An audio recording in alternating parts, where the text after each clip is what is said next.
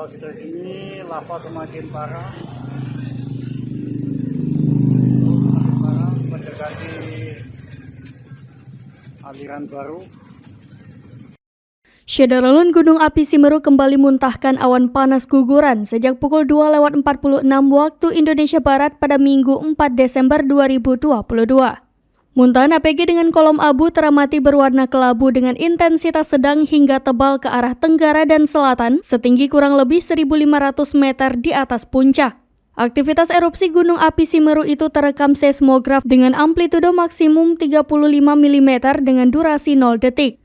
Menurut Kementerian ESDM, Badan Geologi, Pusat Vulkanologi dan Mitigasi Bencana Geologi, sumber awan panas guguran itu berasal dari tumpukan di ujung lidah lava yang berada sekitar 800 meter dari puncak atau kawah Conggring Seloko. Berdasarkan pantauan CCTV Semeru, fenomena APG terus berlangsung hingga pagi ini pada pukul 7.42 waktu Indonesia Barat dengan jarak luncur bervariasi antara 5-7 km.